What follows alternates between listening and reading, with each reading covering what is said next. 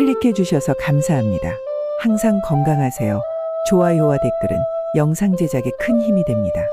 옛 이모 이야기 바로 시작합니다. 옛날, 아주 옛날 꽃다운 나이의 청년 의원이 있었습니다. 이름하여 윤도길이라 불리던 이 젊은이는 스물도 되기 전에 의술에 뛰어난 재주를 보였으나 그 재능에 교만함이 가득했습니다. 윤도길의 스승 김상원은 제자의 빼어난 재주를 기특히 여겼으나 그 오만함을 바로잡고자 했습니다. 어느 날 스승은 도길을 불러 말씀하셨습니다. 도길아, 내 의술은 뛰어나지만 사람의 마음을 헤아리는 법을 배우지 못했구나. 내 의술이 진정 사람을 구하는 법이 되게 하려면 세상을 더 보고 배워야 할 것이다. 그리하여 17살의 나이에 윤도길은 행랑을 꾸려 먼 길을 떠나게 되었습니다. 스승의 말씀대로 백성들 사이에서 참된 의술을 익히고자 함이었습니다. 가을의 끝자락 보름달이 밝게 비추는 밤이었습니다. 윤도길은 등에 약재 보따리를 짊어지고 한양에서 멀리 떨어진 영남 지방으로 향하는 산길을 걷고 있었습니다.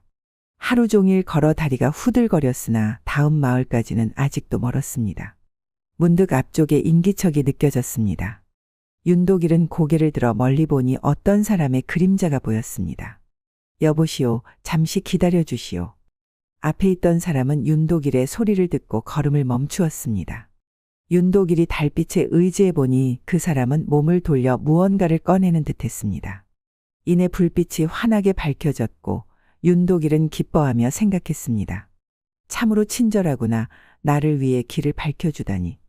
윤도길이 빠르게 걸음을 옮겨 그 사람에게 다가갔을 때 불빛이 꺼졌습니다.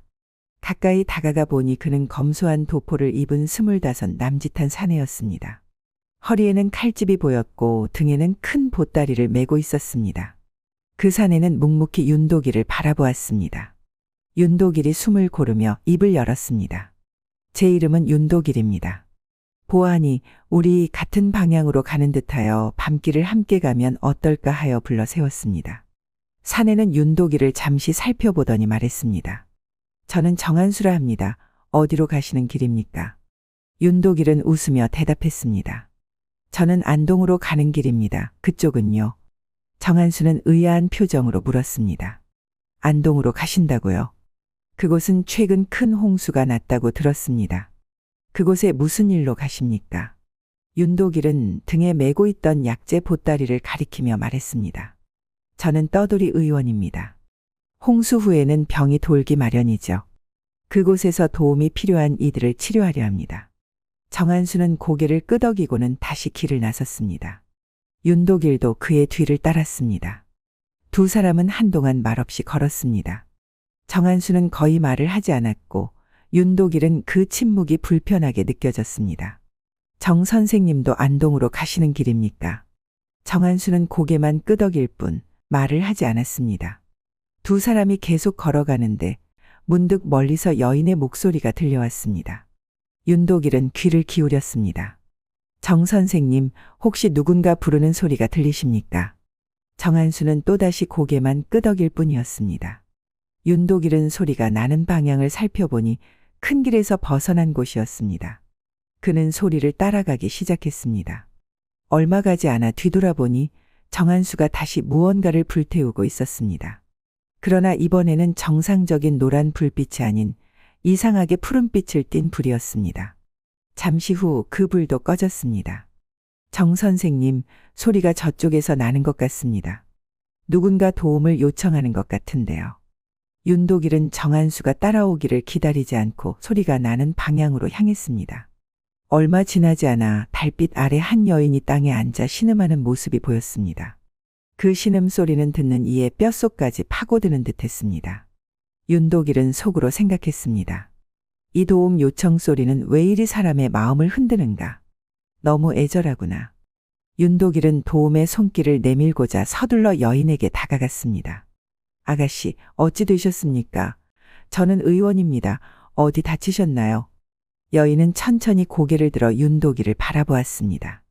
그녀의 눈은 달빛 아래서도 빛나는 듯했고 그 눈빛에 윤도길은 이상한 전율을 느꼈습니다. 마치 온몸에 벼락이 내리친 듯한 감각이었습니다. 여인은 부드러운 목소리로 말했습니다.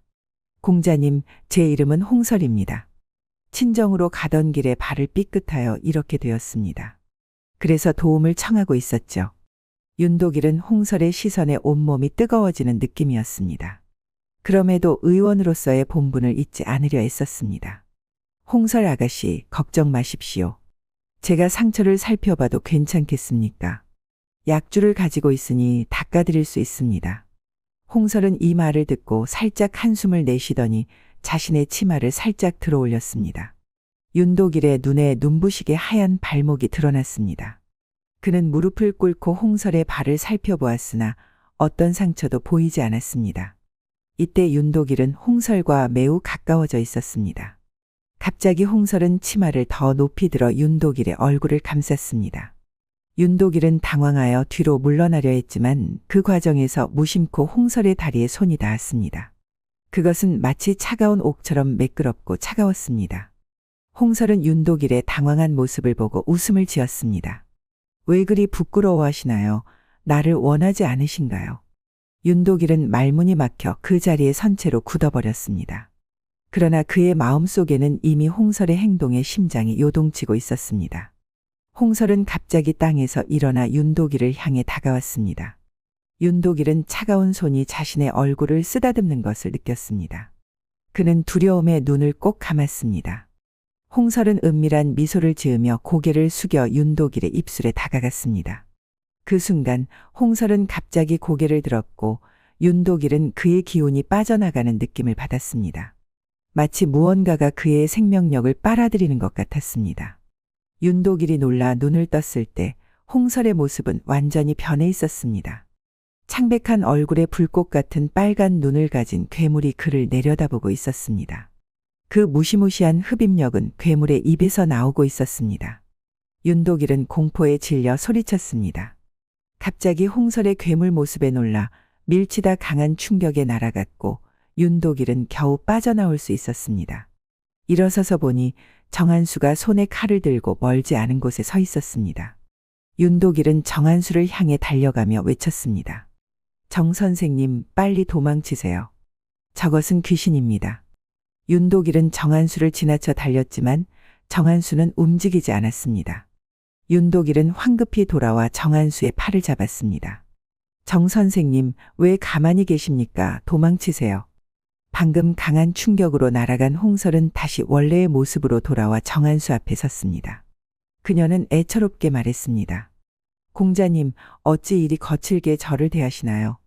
정한수는 갑자기 칼을 뽑아 홍설을 향해 달려들었습니다. 홍설은 정한수가 다가오는 것을 보고도 움직이지 않았습니다. 정한수가 칼을 휘둘렀지만 칼은 홍설의 몸을 그대로 통과해버렸습니다. 홍설은 돌아서서 정한수를 바라보며 웃음 지었습니다. 공자님, 평범한 칼로는 저를 해칠 수 없답니다. 정한수는 냉소를 지으며 품에서 삼각형으로 접힌 노란 부적을 꺼냈습니다. 그는 칼로 자신의 손바닥을 베어 피를 내고 그 피를 부적에 묻혔습니다. 순간 강렬한 붉은 불꽃이 치솟았습니다.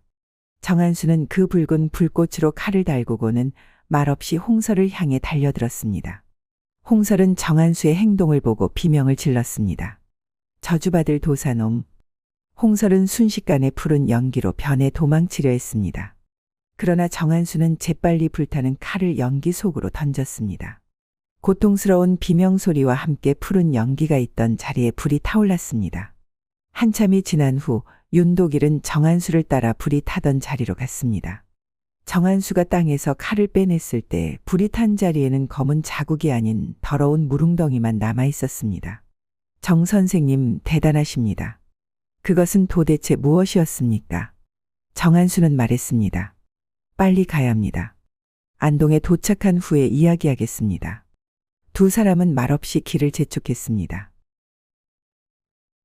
밤새 걸어 다음날 아침 두 사람은 안동에 도착했습니다. 안동은 정말로 홍수의 흔적이 역력했고 살아남은 사람들은 모두 높은 곳으로 피신해 있었습니다. 윤도길과 정한수는 우선 쉴 곳을 찾아 휴식을 취했습니다. 그제서야 정한수는 지난밤의 사건에 대해 이야기하기 시작했습니다.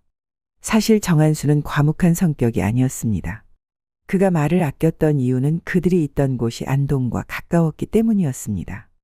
안동은 홍수로 인해 원한과 비탄이 가득한 곳이 되었고 그런 곳에는 항상 요괴들이 모여들기 마련이었습니다.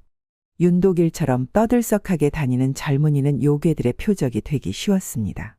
어젯밤 우리가 만난 것은 호난이라는 요괴였습니다. 젊고 혈기 왕성한 남자의 정기를 빨아먹는 악독한 존재죠. 윤독일은 정한수의 말에 깊은 충격을 받았습니다. 한편으로는 자신이 위험에 처했을 때 구해준 정한수에게 고마움을 느꼈습니다. 정 선생님은 도사이신가요? 정한수는 고개를 끄덕였습니다. 나는 천하를 떠돌며 요괴를 퇴치하는 일을 하고 있습니다. 이번에는 안동의 홍수 이후 모여든 요괴들을 없애기 위해 왔죠. 윤독일은 놀라움을 금치 못했습니다.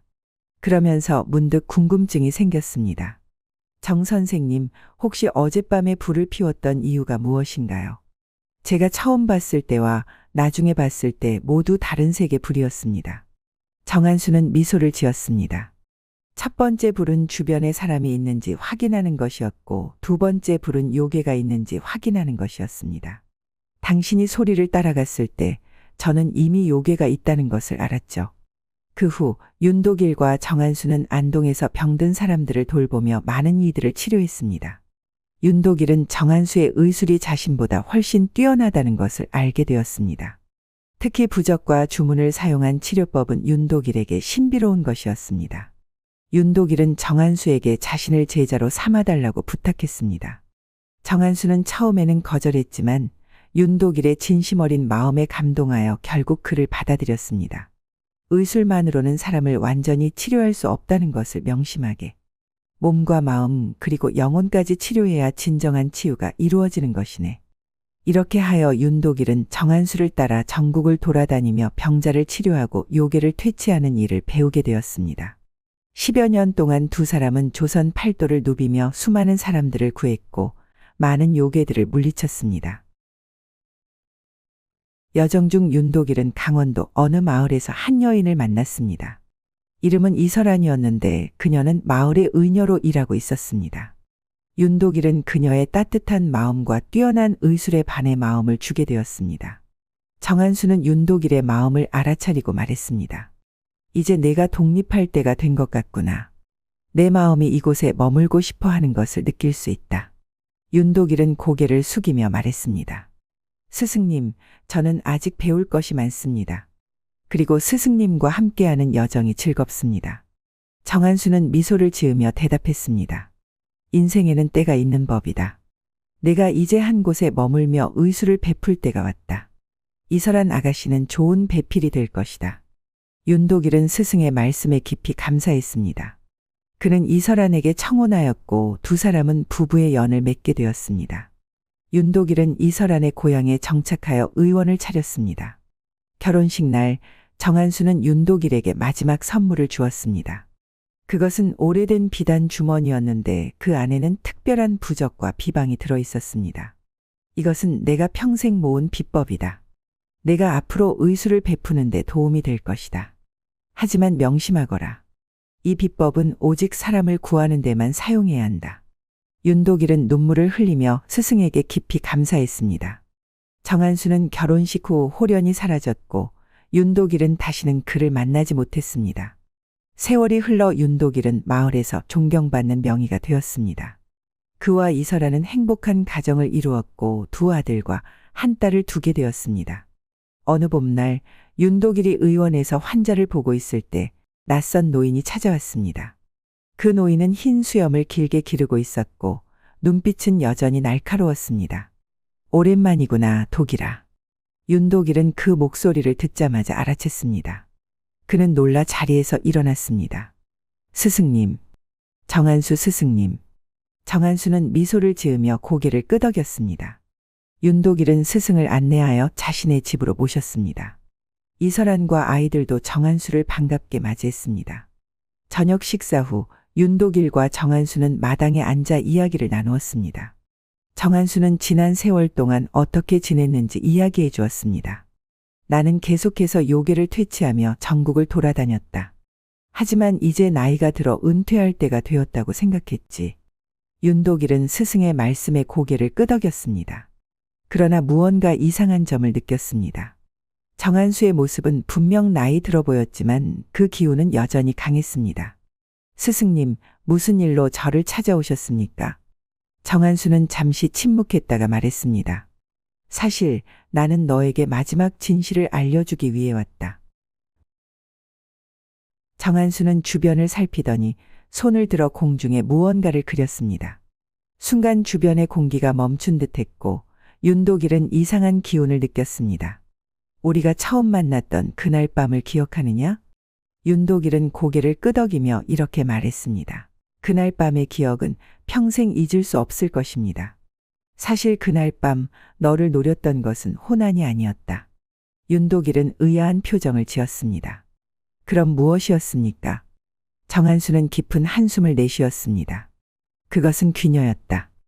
호난보다 더 강력하고 위험한 존재, 바로 귀신 여자이지. 그리고 정한수는 잠시 말을 멈추었다가 계속했습니다.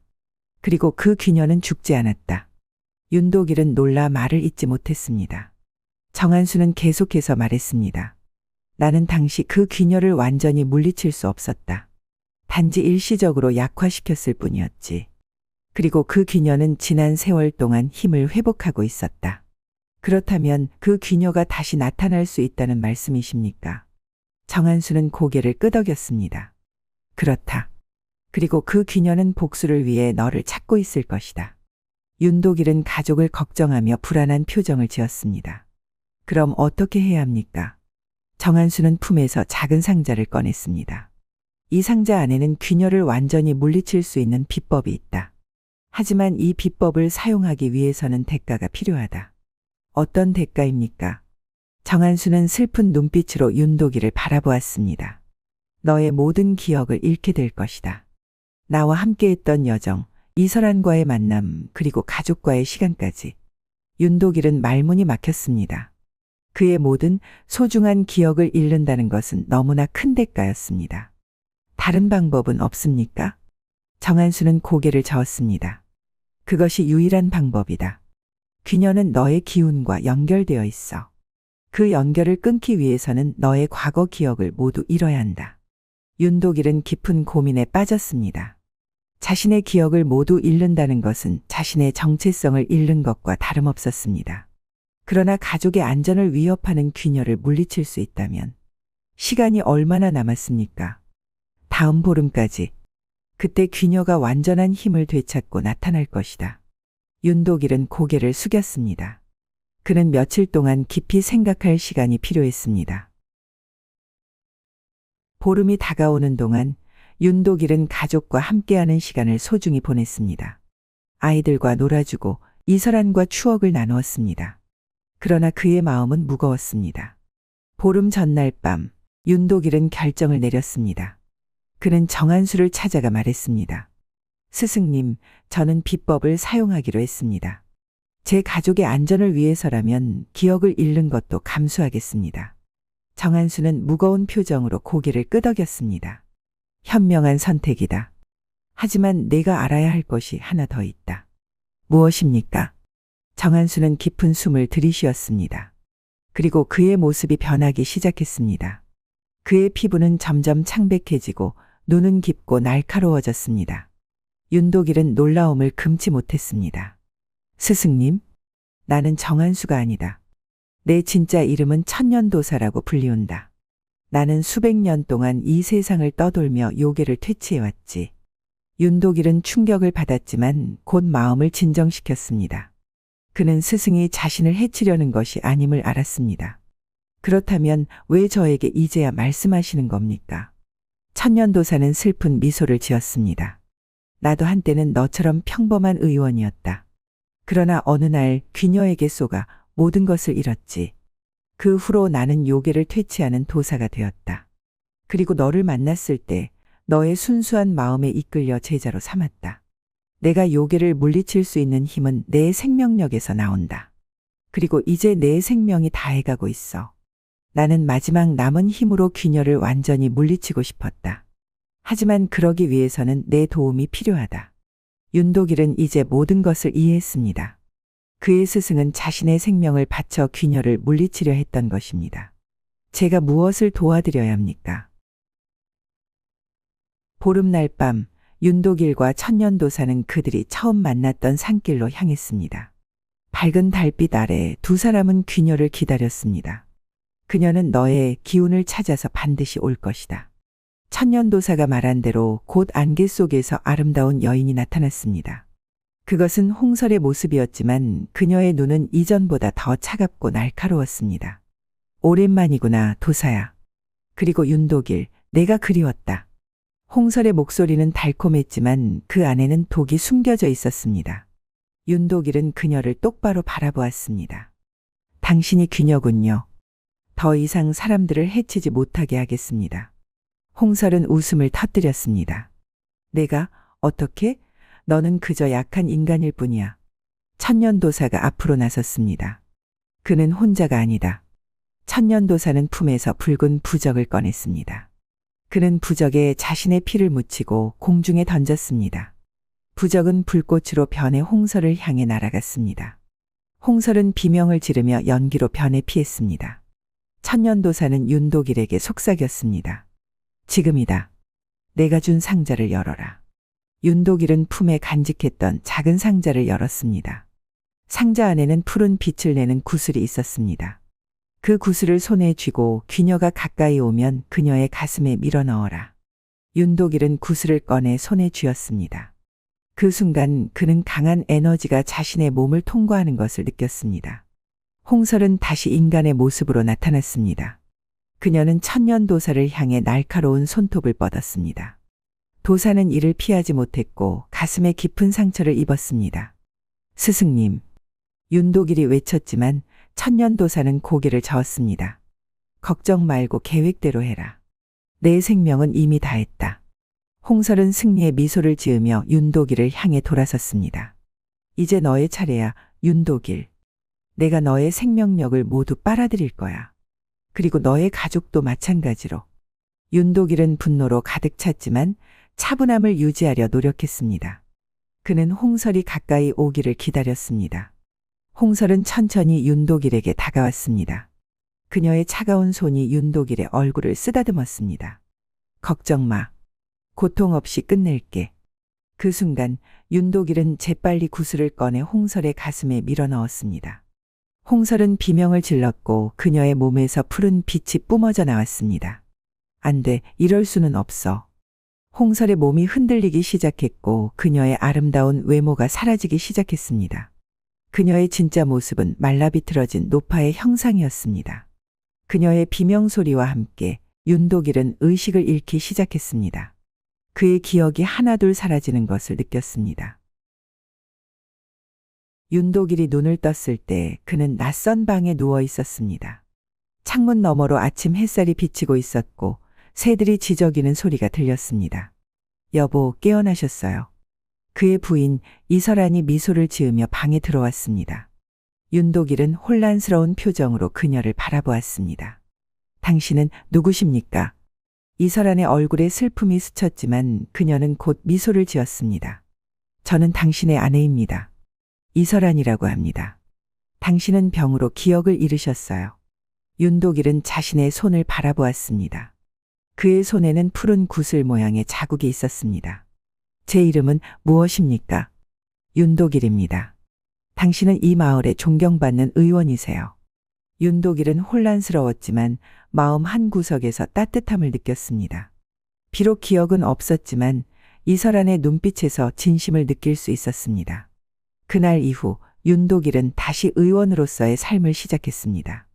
그의 몸은 의술을 기억하고 있었고 이설안과 아이들의 도움으로 그는 조금씩 새로운 삶에 적응해 나갔습니다. 몇 달 후 윤독일은 의원 뒤뜰에서 이상한 상자를 발견했습니다. 그 안에는 오래된 도포와 함께 편지 한 장이 있었습니다. 독일아, 내가 이 편지를 읽을 때는 이미 모든 것이 끝난 후일 것이다. 귀녀는 완전히 사라졌고 너는 새로운 삶을 시작했을 것이다. 비록 내가 나를 기억하지 못하겠지만 나는 항상 너를 지켜볼 것이다. 내 마음의 선함과 용기는 결코 잊지 않을 것이다. 부디 평안한 삶을 살기 바란다. 정한수. 윤독일은 편지를 읽고 이상한 감정을 느꼈습니다. 그는 정한수라는 이름을 기억하지 못했지만 그 이름의 깊은 존경심을 느꼈습니다. 그 후 윤독일은 가끔 꿈에서 노인의 모습을 보곤 했습니다. 그 노인은 미소를 지으며 그를 바라보았고 윤독일은 그 꿈에서 깊은 평화를 느꼈습니다. 조선시대 한양 남대문 근처에 한상필이라는 이름의 큰 포목상이 있었습니다. 한상필은 왕실에도 비단을 납품할 정도로 사업이 번창했고 전국 각지에 점포를 두고 있었죠. 풍채 좋은 얼굴에 사람을 끌어당기는 매력이 있어 많은 상인들과 교류하며 한양에서 손꼽히는 부상으로 명성을 떨쳤습니다. 한상필의 본처 윤소정은 양반가의 딸로 태어났으나 집안이 몰락하여 상인의 아내가 되었습니다. 그러나 그녀는 뛰어난 지혜와 행실을 갖추어 가문을 이끌어가는 데 부족함이 없었습니다. 소정은 물 흐르듯 편안한 미소와 고유한 지혜로 집안을 다스려 하인들조차 그녀를 어머니처럼 따랐습니다. 부인, 이번에 공주님 혼례복 주문이 들어왔다오. 우리 집 명성이 더 높아질 것 같소. 여보, 그것 참 좋은 소식이군요. 하늘이 우리 집에 복을 내려주시는 것 같습니다. 소정의 얼굴에는 늘 평온한 미소가 머물렀습니다. 그녀는 어려운 집안 살림을 꾸려가면서도 늘 품위를 잃지 않았습니다. 반면 한상필의 첩정연하는 한양에서 유명한 기생 출신이었습니다. 연하는 왕족조차 그녀의 춤을 보기 위해 기다릴 정도로 빼어난 미모와 예술적 재능을 가졌습니다. 그녀의 고운 눈매와 가녀린 허리는 많은 남성들의 꿈속에 나타났죠. 그러나 연하의 마음속에는 언제나 계산과 욕망이 가득했습니다. 한상필의 첩이 된 후에도 그녀는 늘 자신의 지위를 높이기 위한 계략을 꾸미고 있었죠. 나리, 오늘은 제가 새로 배운 춤이 있어요. 보시겠어요? 연하는 늘 한상필의 관심을 끌기 위해 애를 썼습니다. 그래, 연하야. 너의 춤은 언제 봐도 좋구나. 한상필은 연하의 유혹에 쉽게 넘어가곤 했습니다. 소정과 연하는 각각 딸을 낳았습니다. 소정의 딸은 한아름, 연하의 딸은 한매화라 이름 지었죠. 두 아이는 태어난 날짜가 한 달 차이밖에 나지 않았고 자라면서 놀랄 만큼 비슷한 외모를 가졌습니다. 마치 한 붓으로 그린 그림처럼 닮아 있어 한상필조차도 가끔 혼동할 정도였습니다. 아버님, 제가 아름이에요. 매화가 아니에요. 아름이는 종종 아버지에게 자신의 정체를 확인시켜야 했습니다.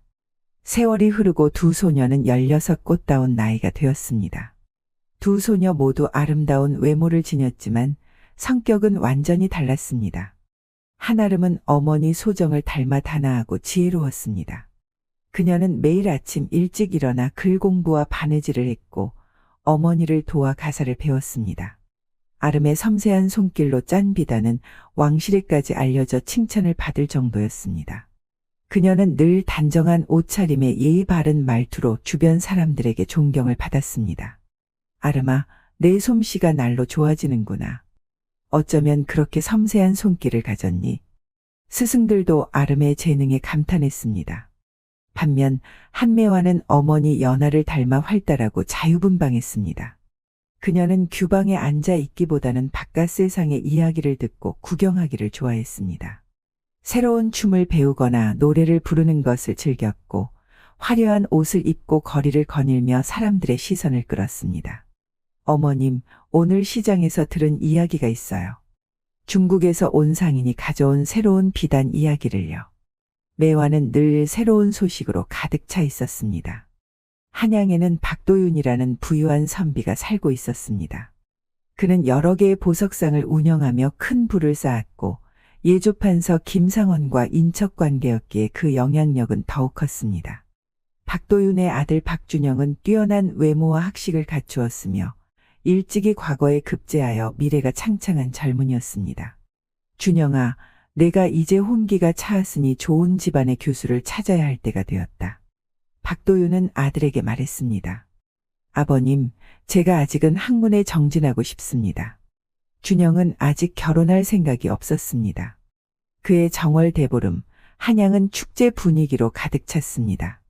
거리마다 형형색색의 등불이 걸렸고 사람들은 저마다 소원을 비는 풍등을 날렸습니다. 아름과 매화도 기다리던 축제를 보기 위해 몰래 외출했습니다. 언니, 저기 봐요. 저 풍등들이 얼마나 아름다운지. 매화는 들뜬 목소리로 외쳤습니다. 하지만 인파에 휩쓸려 두 자매는 서로 헤어지게 되었습니다. 매화는 사람들 틈에서 빠져나오려다 우연히 박준영과 마주쳤습니다. 아가씨, 괜찮으십니까? 준영이 매화를 부축했습니다.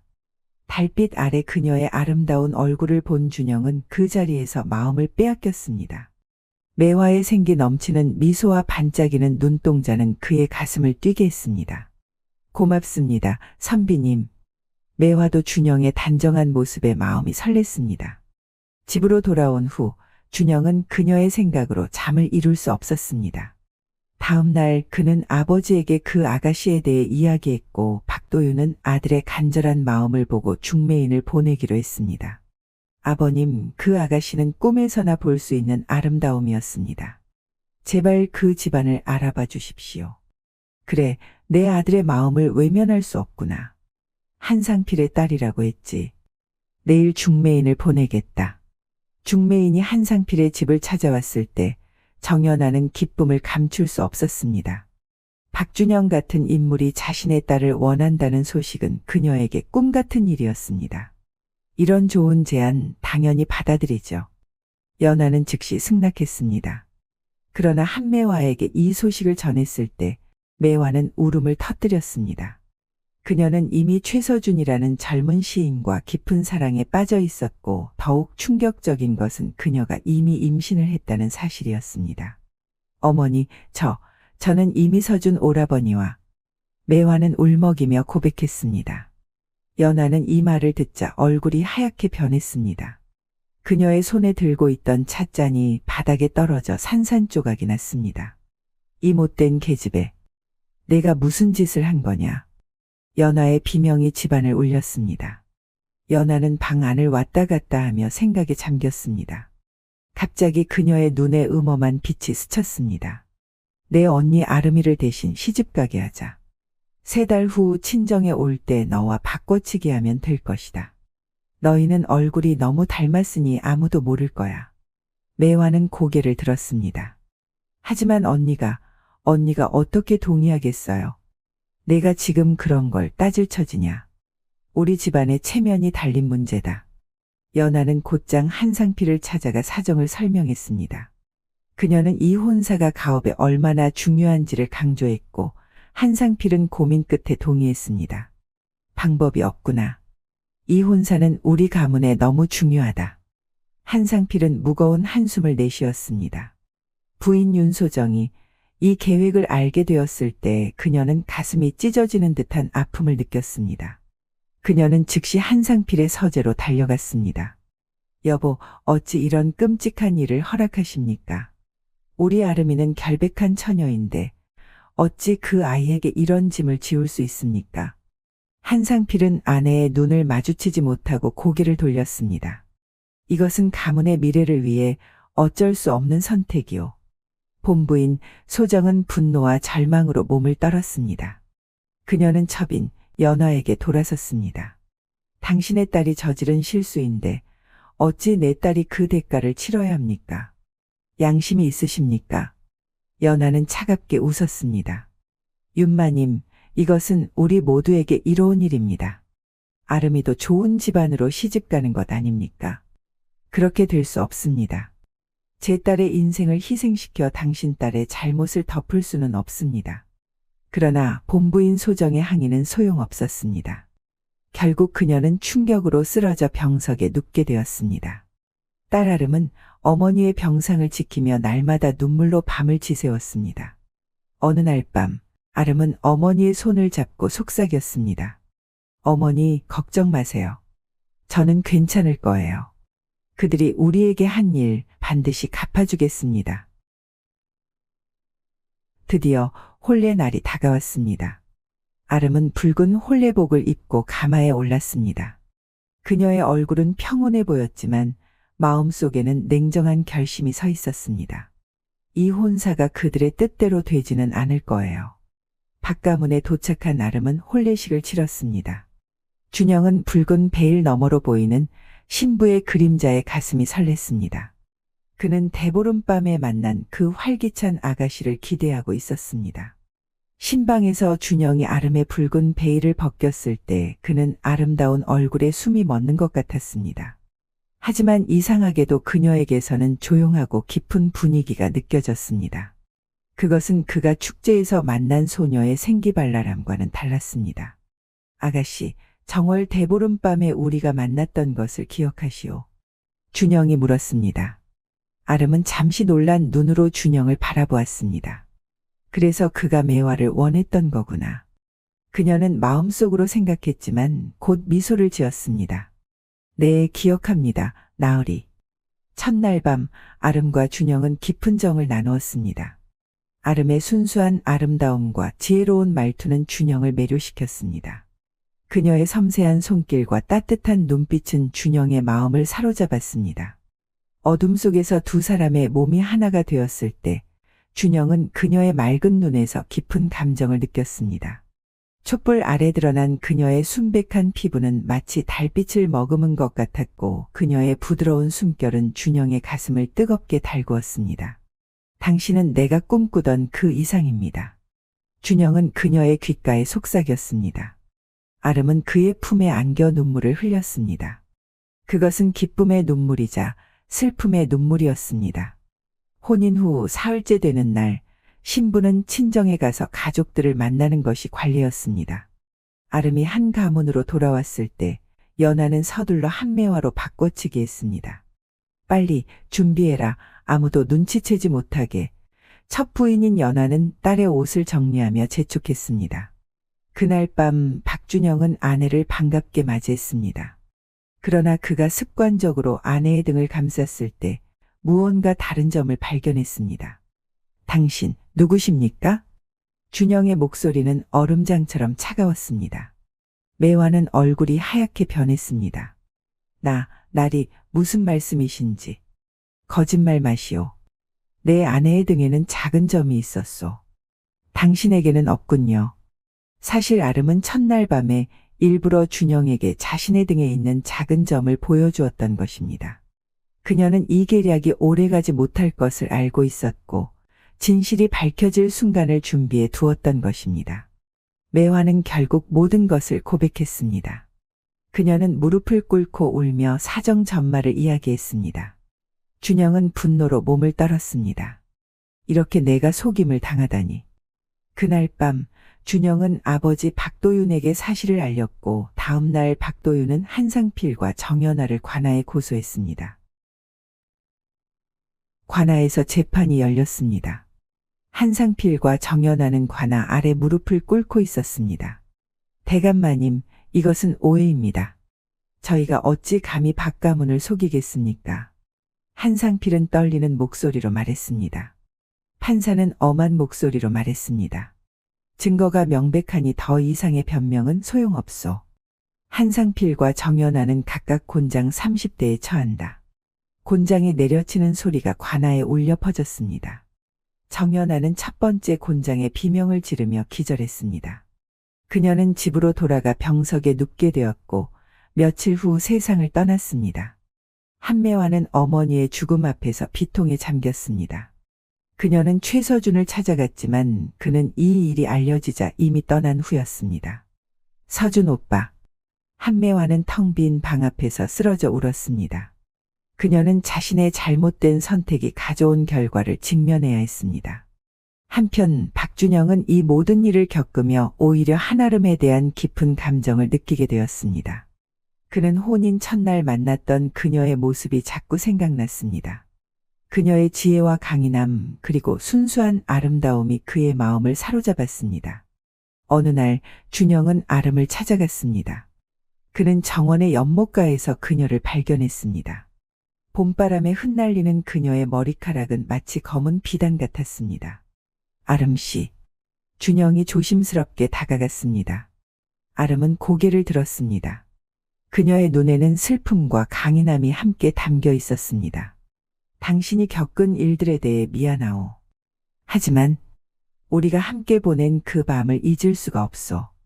당신의 지혜와 품격 그리고 그 순수한 마음이 내 가슴에 깊이 새겨졌소. 아름은 잠시 망설였습니다. 나으리, 저는 이미 흠이 있는 몸입니다. 그런 것은 중요하지 않소. 중요한 것은 우리의 마음이요. 내게는 당신만 있으면 충분하오. 아름의 눈에 눈물이 맺혔습니다. 그녀는 고개를 끄덕였습니다. 그렇게 두 사람은 진정한 부부가 되었습니다. 아름은 준영의 든든한 내조자가 되어 그의 학문과 관직 생활을 지원했고, 준영은 그녀를 깊이 존중하고 사랑했습니다. 세월이 흘러 박준영은 높은 관직에 올랐고, 아름과 함께 행복한 가정을 이루었습니다. 한매화는 자신의 잘못을 깊이 뉘우치며 외딴 사찰에서 삶을 다시 시작했습니다. 옛날 평양 외곽의 마을 용담리에 한 총각이 살고 있었습니다. 35의 나이에도 아직 장가를 가지 못한 이 총각은 부모님을 일찍 여의고 홀로 살면서 밭농사를 지어 겨우 끼니를 이어가고 있었죠. 매서운 겨울바람이 마을을 휘감던 어느 날 총각은 자신이 정성껏 기른 무와 배추를 지게에 지고 장터로 나갔습니다. 그의 굵은 손은 추위에 갈라져 있었지만 그 누구보다 정직한 그의 눈빛은 흔들림이 없었습니다. 장터의 한쪽 구석에서 그는 어린 아이를 품에 안은 채 추위에 떨고 있는 한 과부를 발견했습니다. 과부의 창백한 얼굴과 누더기 옷자락 사이로 비치는 하얀 살결이 유독 눈에 띄었습니다. 부인 괜찮으십니까? 총각이 다가가 물었습니다. 과부가 고개를 들었을 때 총각은 숨을 멈췄습니다. 그토록 소박한 옷자락 아래 감춰진 과부의 얼굴은 마치 달빛에 물든 수련처럼 아름다웠습니다.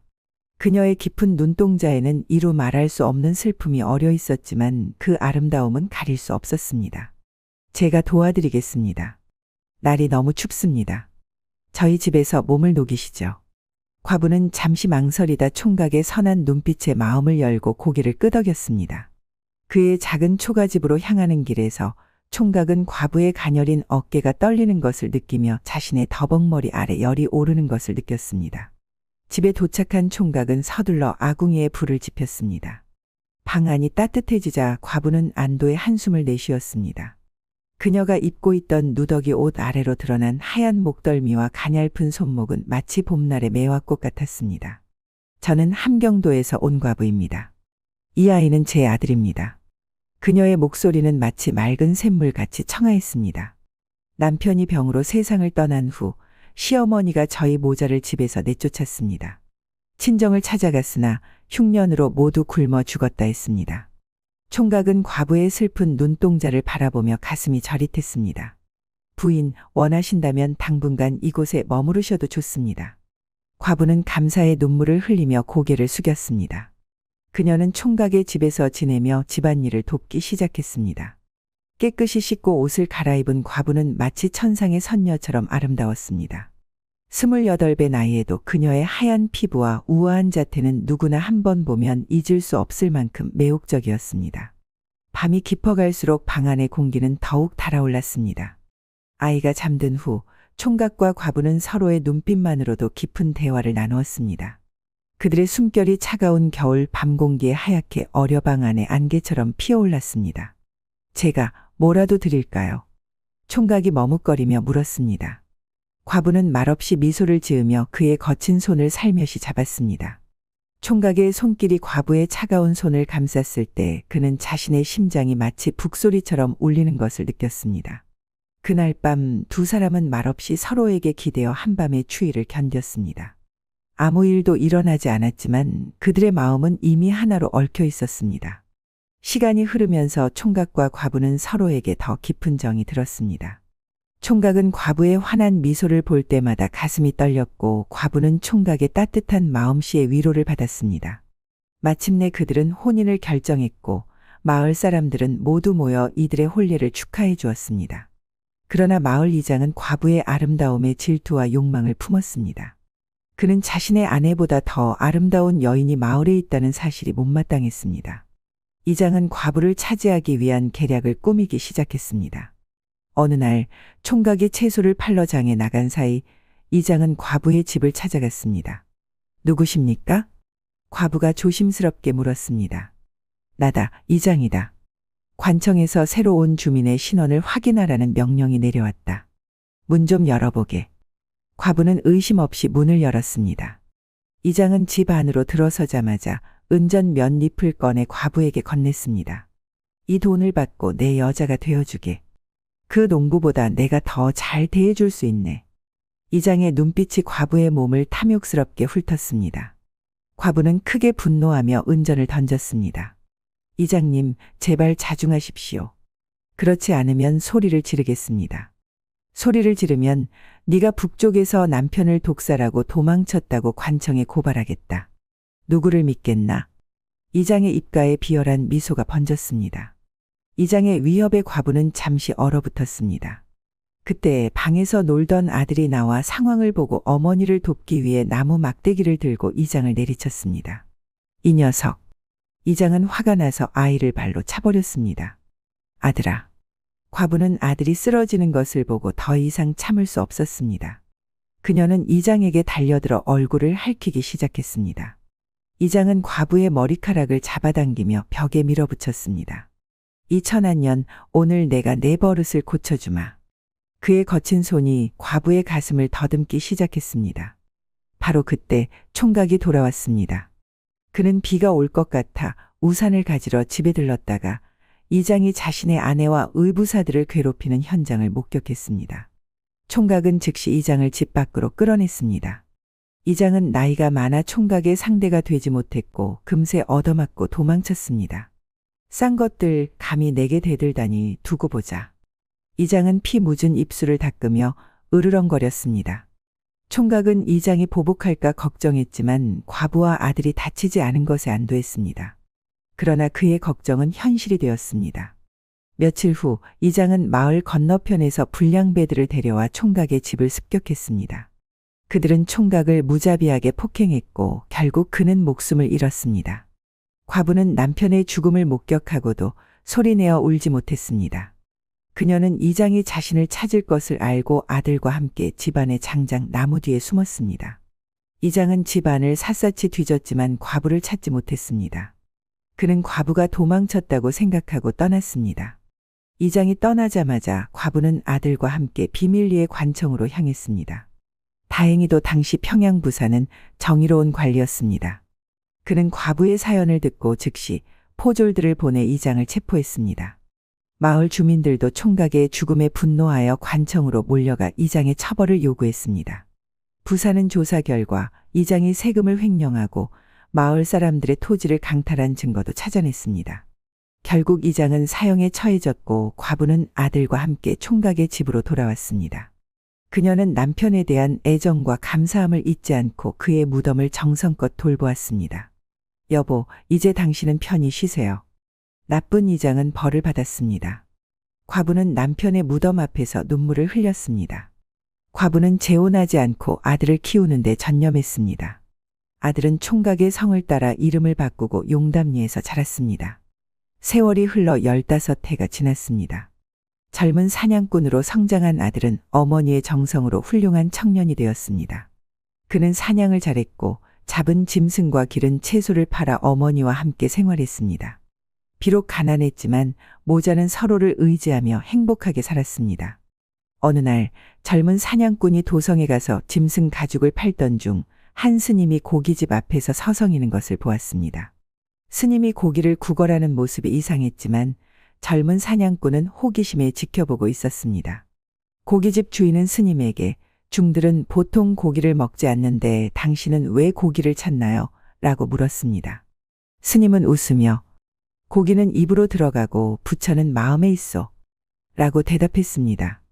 그러자 고깃집 주인이 화를 내며 스님의 옷깃을 잡고 염치 없는 놈 관아에 끌고 가겠소 라고 했습니다. 젊은 사냥꾼은 이 광경을 보고 측은한 마음이 들어 앞으로 나섰습니다. 주인장, 그 고기값은 제가 내겠습니다. 스님을 풀어주십시오. 고깃집 주인은 돈을 받고 스님을 놓아주었습니다. 스님은 고기를 먹은 후에도 젊은 사냥꾼에게 감사의 말을 하지 않고 오히려 물었습니다. 젊은이, 우리는 서로 모르는 사이인데 왜 나를 도왔소? 불교에서는 인연을 중요시하지 않습니까? 아마도 우리는 인연이 있나 봅니다. 젊은 사냥꾼이 웃으며 대답했습니다. 스님은 젊은 사냥꾼의 뒷모습을 바라보다가 그를 따라잡으며 이렇게 말했습니다. 젊은이, 인연이 있다면 내가 그대에게 한 가지 부귀영화를 선사하리다.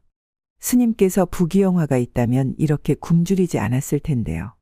젊은 사냥꾼이 솔직하게 말했습니다. 스님은 웃으며 말했습니다. 나는 그대의 선한 마음을 알아봤소.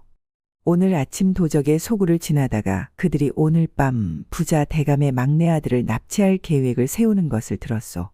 그대가 이 소식을 대감에게 전하면 크게 보답받을 것이오. 젊은 사냥꾼은 궁금해했습니다. 스님은 왜 직접 가지 않으십니까? 출가한 사람에게는 부귀영화가 무의미하오. 오직 마음의 평안과 지족만이 중요하죠. 마음의 평안과 지족이란 무엇입니까? 스님은 미소 지으며 대답했습니다. 양심에 거리낌 없이 살면 평안하고 가진 것에 만족하며 구속 없이 살면 지족이오. 젊은 사냥꾼은 고개를 끄덕였습니다. 저는 부귀영화보다 악인의 계획을 막는 것이 중요하니 말씀하신 대감에게 이 소식을 전하겠습니다. 스님은 웃으며 말했습니다. 지금은 대감의 집에 감시가 심하니 그가 운영하는 남쪽 주막에서 기다리시오. 정오쯤 그가 식사하러 올 것이오. 젊은 사냥꾼은 고개를 끄덕이고 채소를 팔아 술집으로 향했습니다. 술집에 도착한 젊은 사냥꾼은 술과 안주를 주문하고 대감을 기다렸습니다. 정오가 되자 대감이 수행원과 함께 들어왔습니다. 젊은 사냥꾼은 대감의 관심을 끌기 위해 목소리를 높였습니다. 대감님, 제가 진귀한 물건이 있는데 한번 봐주시겠습니까? 대감은 호기심에 젊은 사냥꾼에게 다가왔습니다. 무슨 물건인가? 여기서 말씀드리기는 어렵습니다. 따로 자리를 옮겨 이야기 나눌 수 있을까요? 대감은 젊은 사냥꾼을 뒷방으로 데려갔습니다. 젊은 사냥꾼은 스님에게서 들은 납치 계획을 상세히 알려주었습니다. 대감은 반신반의하며 물었습니다. 자네, 우리 집에 잠시 들러볼 수 있겠나? 지금은 가능합니다만 해가 지기 전에는 돌아가야 합니다. 어머니께서 기다리고 계십니다. 좋소, 그럼 먼저 가시오. 젊은 사냥꾼이 가려하자 대감이 그를 불러 세웠습니다. 채소는 팔았소. 아직 못 팔았습니다. 내가 모두 사주리다. 대감은 하인에게 명령했습니다. 젊은 사냥꾼은 고개를 저었습니다. 이 정도 채소는 많아야 30냥입니다. 그 이상은 받을 수 없습니다. 대감은 미소 지으며 말했습니다. 자네 같은 정직한 사람이 좋구려. 그날 밤 대부분의 사람들이 잠든 시각 5명의 검은 그림자가 대감의 저택 담장을 넘었습니다. 그들은 마치 집 구조를 잘 아는 듯 곧장 막내 아들의 방으로 향했습니다. 이들이 어떻게 저택 내부를 잘 알고 있었을까요? 바로 한 달 전에 고용된 마부 때문이었습니다. 그는 내부자로서 도적들에게 정보를 제공했던 것입니다. 도적들은 막내 도령을 납치해 큰돈을 요구할 계획이었으나 방에 들어서자마자 그들을 기다리고 있던 것은 병사들이었습니다. 저택 안팎에서 횃불이 밝혀지고 그들은 포위되었습니다. 비록 그들이 무기를 갖고 있었지만 수적 열쇠로 결국 체포되었습니다. 정보를 준 마부는 자신이 발각될까 두려워 도주했습니다. 대감은 도적들을 잡은 후 젊은 사냥꾼에게 크게 감사했습니다. 그는 사람들을 보내 젊은 사냥꾼의 집을 찾아냈고 며칠 후 시장에서 그를 다시 만났습니다. 그대의 채소는 이제부터 모두 내 술집에서 매입하겠소. 얼마나 가져오든 모두 사겠소. 젊은 사냥꾼은 큰 감사의 뜻을 표했습니다. 그 후로 그의 채소는 빠르게 팔리고 좋은 가격을 받았습니다. 마을 사람들은 젊은 사냥꾼이 대감과 가까워진 것을 알고 모두 그에게 도움을 청했습니다. 젊은 사냥꾼은 마을 사람들의 좋은 채소만 골라 술집에 팔았고 그렇지 않은 것은 아낌없이 버렸습니다. 대감은 이 소식을 듣고 젊은 사냥꾼의 성실함에 더 감동했습니다. 그러던 어느 날 대감은 젊은 사냥꾼에게 의미심장한 미소를 지으며 말했습니다. 젊은이, 내 저택에 귀한 손님을 모시겠네. 내일 정오에 다시 오게나. 젊은 사냥꾼은 어머니께 이 소식을 전했습니다. 과부는 아들의 이야기를 듣고 깊은 생각에 잠겼습니다. 아들아, 신중히 처신하거라. 권세 있는 자들의 호의에는 늘 대가가 따르는 법이다. 다음 날 젊은 사냥꾼은 대감의 저택을 찾았습니다. 화려하게 꾸며진 대청마루에서 그는 화려한 비단옷을 입은 젊은 여인을 만났습니다. 여인의 얼굴은 가리워져 있었습니다. 이 아가씨는 내 조카며 피난 중이요. 이름은 비밀로 해야 하네. 대감이 말했습니다. 그녀는 귀한 집안의 교수였으나 반역 혐의를 받은 집안에서 도망쳐 왔소. 내가 그녀를 맡았지만 관원들의 눈이 많소. 자네 같은 충직한 사람이 그녀를 돌봐주길 바라오. 젊은 사냥꾼은 혼란스러웠습니다. 제가 어떻게 도와드릴 수 있을까요? 그녀를 자네 아내로 맞아주게. 물론 형식적인 혼인일 뿐이요. 관원들의 추적이 사라지면 그녀는 본가로 돌아갈 것이요. 그동안 자네에게 큰 보상을 약속하지.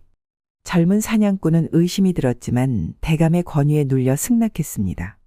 그는 어머니께 상황을 설명했고 과부는 걱정스러운 눈빛으로 동의했습니다. 며칠 후 조용한 혼례식이 치러졌습니다. 신부는 끝까지 얼굴을 보이지 않았고 첫날 밤에도 방 안의 횃불을 모두 끄고 어둠 속에서만 남편을 맞았습니다. 제 얼굴에 흉터가 있어 부끄럽습니다. 낮에는 절대 보지 마세요. 신부가 속삭였습니다. 젊은 사냥꾼은 그녀의 부탁을 존중했고 매일 밤 어둠 속에서만 그녀를 만났습니다. 신부는 아름다운 목소리와 지혜로운 말로 그의 마음을 사로잡았습니다. 어느 날 밤 젊은 사냥꾼이 물었습니다. 당신은 어떤 사람입니까? 저는 그저 운명에 쫓기는 불쌍한 여인일 뿐입니다. 신부의 목소리가 떨렸습니다. 시간이 흐르면서 젊은 사냥꾼은 아내에게 깊은 사랑을 느꼈습니다. 그러나 그녀의 신비로운 행동은 계속되었습니다. 그녀는 항상 새벽 전에 사라졌다가 해질녘에 돌아왔고 낮에는 결코 얼굴을 보이지 않았습니다. 과부는 며느리에 대해 의심했지만 아들이 행복해 보이자 침묵을 지켰습니다. 어느 날 밤 젊은 사냥꾼이 잠든 틈을 타 몰래 촛불을 켠 과부는 충격적인 광경을 목격했습니다. 신부의 얼굴은 놀라울 정도로 과부 자신을 닮아 있었습니다. 과부는 떨리는 손으로 신부의 목덜미에 있는 작은 흉터를 발견했습니다. 그것은 과부 자신도 가진 흉터와 같은 것이었습니다. 다음 날 과부는 대감의 저택을 찾아갔습니다. 대감님, 그 여인의 정체가 무엇입니까? 과부가 단호하게 물었습니다. 대감은 한숨을 쉬었습니다. 드러날 때가 되었군요. 사실 그녀는 당신의 쌍둥이 여동생의 딸입니다. 과부는 충격에 휩싸였습니다. 제 여동생이라니요. 저는 외동딸이었습니다. 아닙니다. 당신이 태어난 지 얼마 되지 않아 흉년이 들었습니다. 부모님은 쌍둥이 중 하나를 다른 마을로 보내 살릴 수밖에 없었죠. 그 아이가 자라 결혼했고 그 딸이 바로 당신 며느리입니다. 과부는 매우 놀랐습니다. 그 아이의 아버지가 바로 전 이장이었소. 관아에서 처형당하기 전 그는 딸을 내게 맡겼습니다. 이장의 원한이 딸에게 미칠까 두려워 비밀로 한 것이요. 과부는 이장의 딸, 즉 자신의 조카와 아들이 결혼했다는 사실에 혼란스러웠습니다. 그녀는 이장이 자신의 여동생과 결혼했다는 사실도 알게 되었습니다. 이장의 부인은 3년 전 병으로 세상을 떠났어. 그는 당신과 당신 여동생이 똑같이 생겼다는 사실을 알고 있었고 그것이 그를 더욱 미치게 만들었어. 그는 당신을 소유하지 못한다면 최소한 당신과 같은 여인을 갖고 싶었던 것이요. 그날 밤 과부는 며느리에게 진실을 밝혔습니다. 두 여인은 서로 껴안고 울었습니다. 며느리는 마침내 자신의 얼굴을 드러냈습니다. 이모님, 저는 아버지가 누구인지 알게 되었을 때 충격을 받았어요. 제 아버지가 이모부를 죽였다는 사실이. 용서해 주세요. 과부는 조카의 손을 꼭 잡았습니다.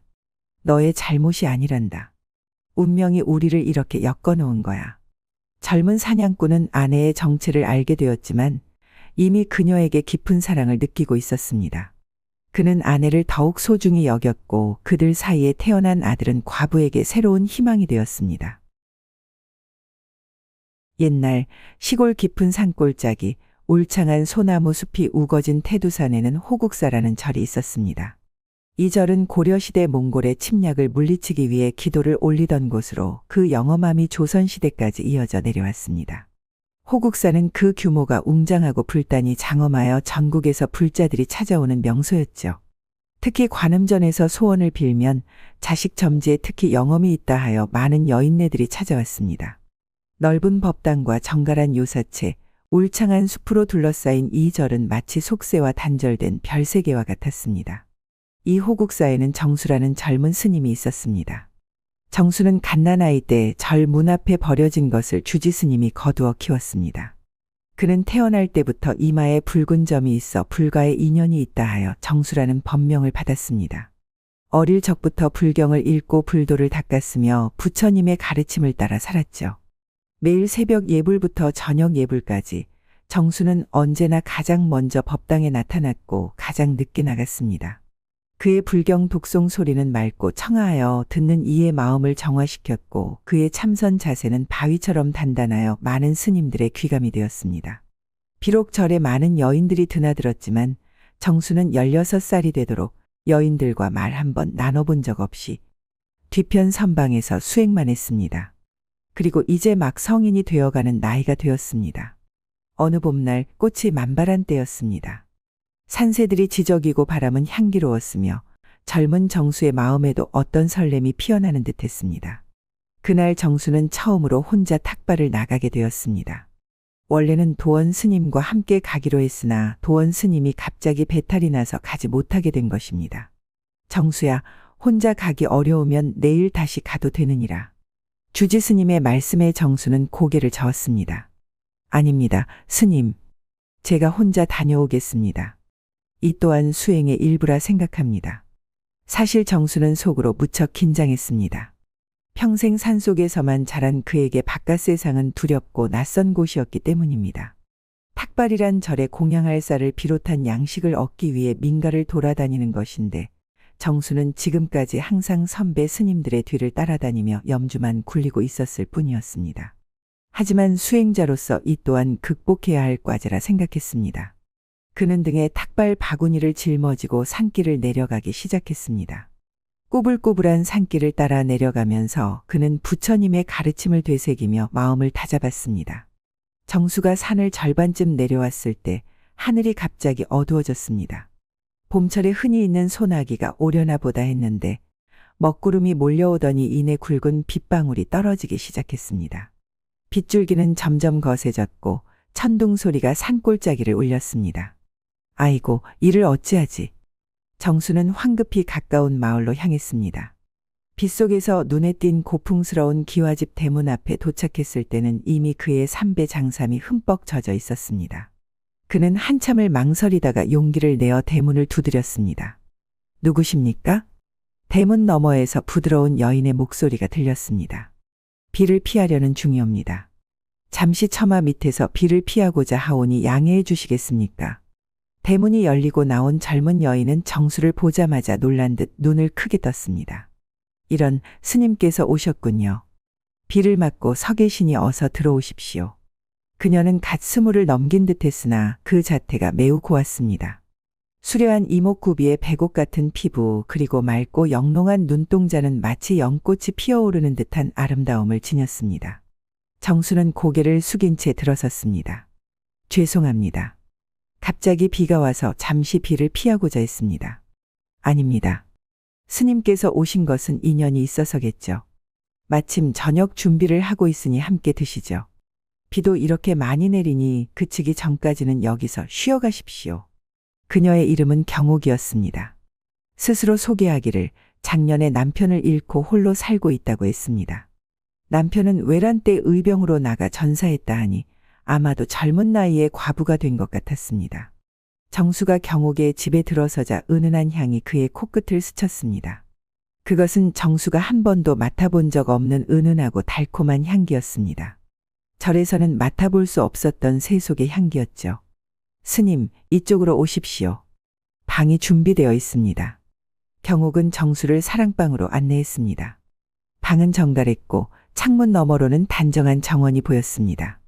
비가 정원의 꽃들을 적시고 있었고 그 모습이 어찌나 아름답던지 정수는 한참을 바라보았습니다. 경옥은 정수에게 차를 대접했고 이내 저녁 식사를 준비했습니다. 그녀의 움직임은 마치 춤을 추는 듯 유연하고 아름다웠으며 말소리는 맑은 시냇물처럼 청아했습니다. 저녁을 함께 한 후에도 비는 그칠 기미가 보이지 않았습니다.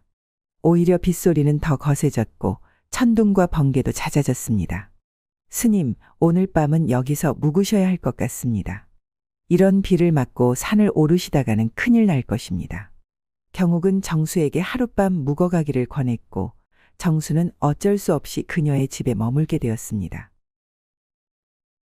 작은 사랑방에 누운 정수는 잠을 이룰 수 없었습니다. 창밖으로 빗소리가 들렸고 멀리서 개구리 울음소리도 들렸습니다. 그러나 그의 마음을 더 크게 흔든 것은 경옥의 모습이었습니다. 저렇게 아름다운 여인이 어찌 홀로 살까?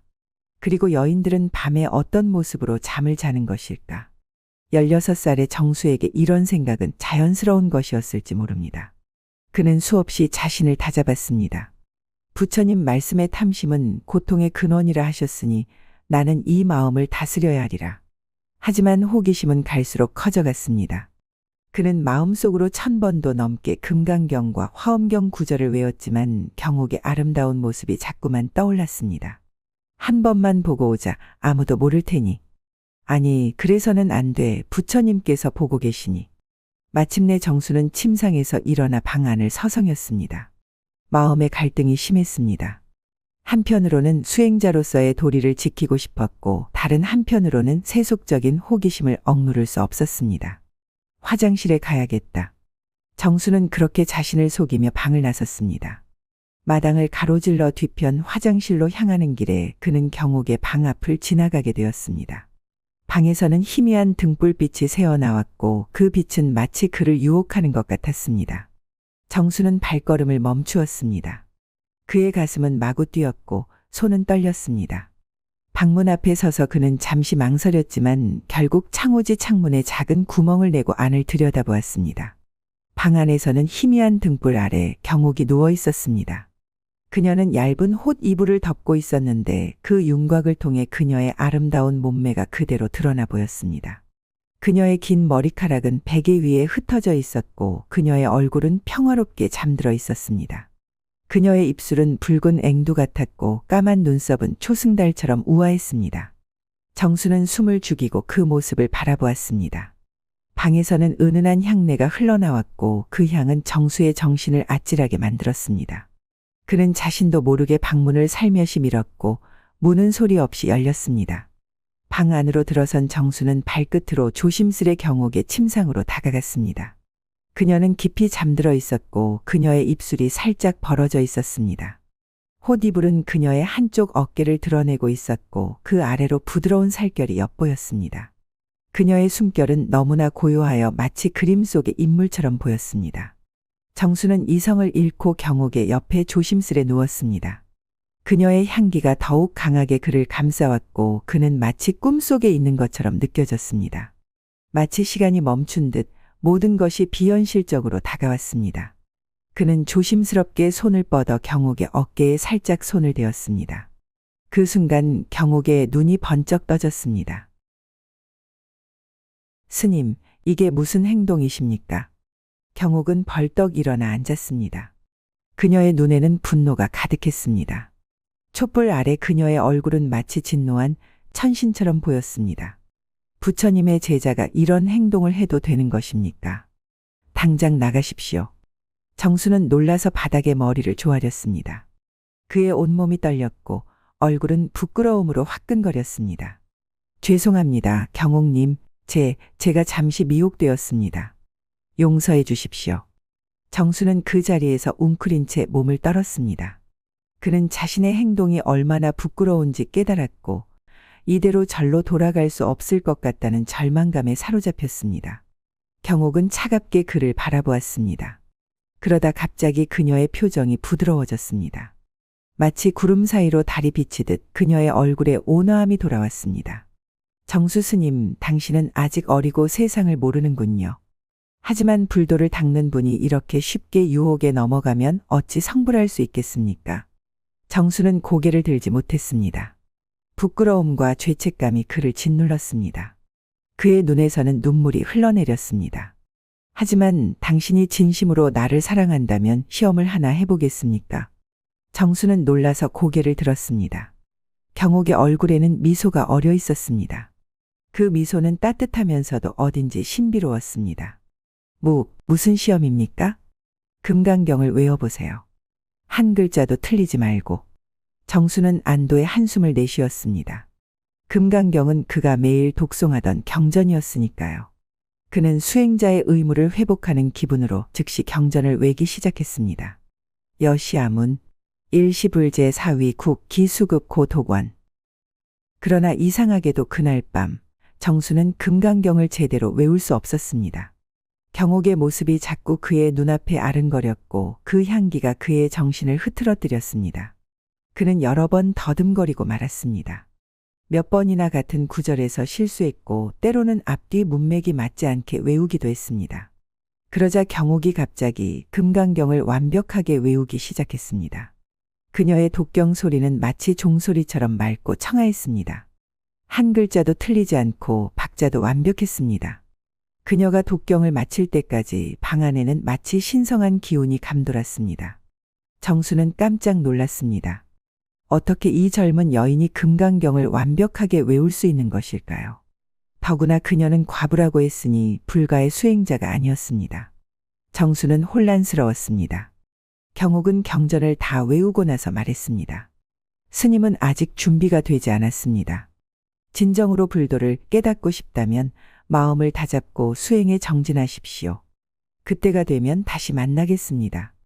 정수는 그 자리에 무릎을 꿇고 엉엉 울었습니다. 그는 자신의 부족함을 절실히 느꼈고 진정한 수행자가 되고 싶다는 마음이 강하게 일었습니다. 경옥님, 어떻게 하면 제가 진정한 수행자가 될 수 있을까요? 저를 인도해 주십시오. 경옥은 정수를 따뜻한 눈길로 바라보았습니다. 진정한 수행은 외적인 것이 아니라 내적인 것입니다. 겉으로는 경전을 외우고 의식을 행하지만 그 마음이 욕망에 휘둘린다면 무슨 소용이 있겠습니까? 마음을 비우고 모든 중생을 자비롭게 대하는 것이 진정한 수행입니다. 그날 이후 정수는 호국사로 돌아와 더욱 열심히 수행했습니다. 그는 경옥을 잊을 수 없었고 그녀를 다시 만나기 위해 정진했습니다. 그의 수행은 이제 외형적인 것이 아니라 내면의 깨달음을 향한 것이었습니다. 한 달 후 그는 다시 경옥의 집을 찾았습니다. 이번에는 탁발을 핑계로 삼지 않고 솔직하게 그녀를 만나고 싶다고 말했습니다. 경옥은 그를 반갑게 맞이했지만 또 다른 시험을 내밀었습니다. 이번에는 화엄경의 한 구절을 해석하라는 것이었습니다. 정수는 이 구절에 대해 자신이 배운 대로 해석했습니다. 모든 유의법은 꿈과 환상, 물거품과 그림자와 같고 이슬과 번개와 같으니 이와 같이 관찰해야 합니다. 경옥은 미소를 지었습니다. 그것은 단순한 문자적 해석에 불과합니다. 진정한 의미는 무엇인가요? 정수는 다시 생각했지만 더 깊은 해석을 하지 못했습니다. 경옥은 완벽한 해석을 들려주었습니다. 이 세상의 모든 현상은 무상하고 실체가 없습니다. 꿈은 깨면 사라지고 환상은 실제하지 않으며 물거품은 터지면 없어지고 그림자는 본체가 없으며 이슬은 아침 햇살에 증발하고 번개는 순간적으로 사라집니다. 우리의 삶도 이와 같습니다. 그러므로 집착하지 말고 모든 것이 변화하고 사라짐을 깨달아야 합니다. 이것이 부처님의 진정한 가르침입니다. 정수는 그녀의 해석에 깊은 감동을 받았습니다.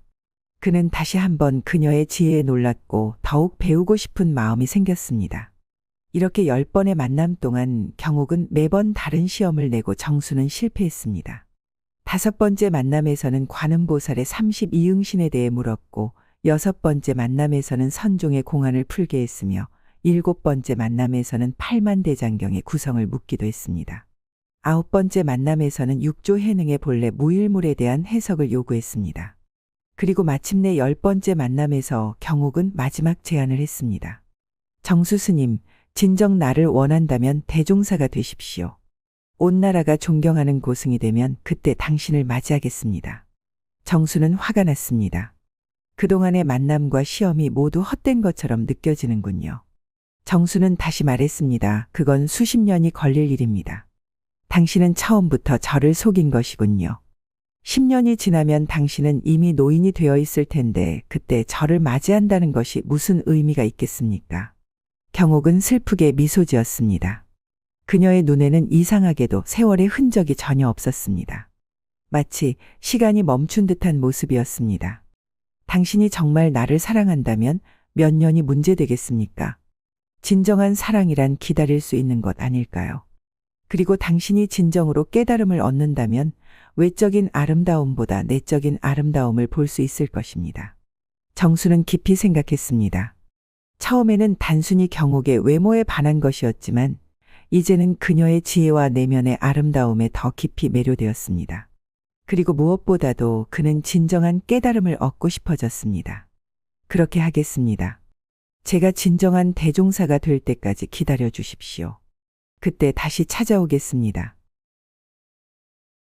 정수는 호국사로 돌아와 전보다 더 열심히 수행했습니다. 그는 새벽부터 밤늦게까지 경전을 읽고 참선했습니다. 세속적인 욕망을 모두 내려놓고 오직 깨달음만을 위해 정진했습니다. 정수야, 너는 요즘 달라진 것 같구나. 무슨 일이 있었느냐? 주지스님이 물었습니다. 정수는 모든 것을 솔직하게 말했습니다.